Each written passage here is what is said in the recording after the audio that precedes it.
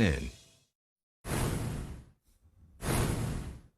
Happening right now, a show of force by the world's autocrats. China's Xi Jinping is flexing his massive military might with a parade in Beijing's Tiananmen Square. And on the guest list tonight is Russian President Vladimir Putin, North Korea's Kim Jong-un. And their message is a challenge to the U.S.-led world order. The three of them increasingly interested in working together rather than cozy up to Donald Trump. Now, remember, last month, we saw Trump standing next to Putin as he tried to broker a peace deal between Russia and Ukraine, giving the president of both countries just days to hash things out. But that deadline has come and gone, and there have been no results, and Trump is not happy about it. I'm very disappointed in him. He and I always had a great relationship. I'm very disappointed. Thousands of people are dying. I'm very disappointed in President Putin. I can say that. And we'll be doing something to help people live. That was, in fact, Scott Jennings, whose face you saw there before the president was speaking. But, Scott, who could have thought, who could have guessed that Vladimir Putin was not serious about peace with Ukraine and that this summit was not going to produce the results that you and Trump thought it would? Well, I mean, I think he thought he should try. I mean, the alternative was not to try, so he tried.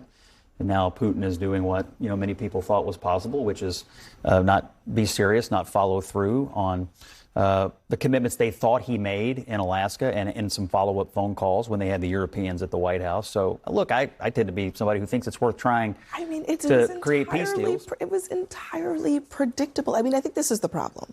Everybody knew that this was what Putin was going to do. They said so from the get-go. The only people saying that Trump was a genius and that this was going to be all totally different were folks like you two and Donald Trump, perhaps. Well, I mean, to be fair, I'm not sure that even President Trump said things were going to be totally different. He said that he was giving the opportunity for things to be totally different. But let's be real about this. 6 months ago, everybody would have celebrated on the left and in the center and on my part of the right if President Trump had said we're going to maintain arms shipments to Ukraine and we might consider further sanctions on Russia. And actually, we're not going to force Ukraine into a bad settlement. OK, so Trump hasn't done any of the things that everybody thought he was going to do in January of 2025. And now we're ripping him for what, not being hawkish enough? It's kind of funny how the goalposts move every time Trump moves. Trump is heterodox, but he is responsive to reality. I don't think the goalposts have moved, except that Trump has moved them. He said that he was going to end the war in 24 hours. That was obviously not going to happen. He also said that he didn't want to fund Ukraine, and now he's found a backdoor way to doing that by allowing the Europeans to do it. So I don't know that the Trump is Russian tool narrative was untrue. No, but the Trump was a Russian tool. He was going to come in. He was going to sell out the Ukrainians. He was going to make Vladimir Zelensky give away everything, the entire store. Well, he was kind of headed in that direction, but he pulled back, to his credit. Look, I'm going to say this. I think that it's a good thing when you have a president who wants to approach something diplomatically at first. And if that doesn't work, then you look at other options. I think that he's actually doing something kind of smart. It's very subtle, but he's kind of moving the U.S. responsibility of helping Ukraine to the Europeans. And that's good. That's a good thing. And you know what? The Ukrainians right now are talking about a post-war future where they have this multi-billion-dollar defense build-up that will be funded by the Europeans. I think the EU commissioner said Ukraine should become a steel porcupine that's undigestible by anyone. But again, what you said is true.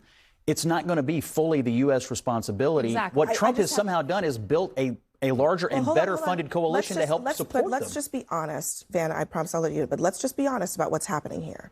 Is that everybody told Donald Trump what was going to happen, and he had to find out himself, which is fine. He did find out, and he, to his credit, did change course, but not because it was not foreseeable by other people who know a lot about it. Yes, but again, I'm happy to dunk on Trump for balling on his face if that's kind of what we want to do, but I think we're going to look back on today historically as a very big deal, because that image of Xi Jinping with Putin, with Modi from India, with the leader of Iran, with the leader of North Korea, that should send a chill down the spine of every American. That is a new world order. Multipolar world. They call it multipolar. I call it the West is now in a box. Don't forget, everybody doesn't like Henry Kissinger, but he did figure out a way to get us on the right side of the triangle. So it was the United States and China together and Russia by itself. Now we're on the bad end of the triangle. It's everybody against us.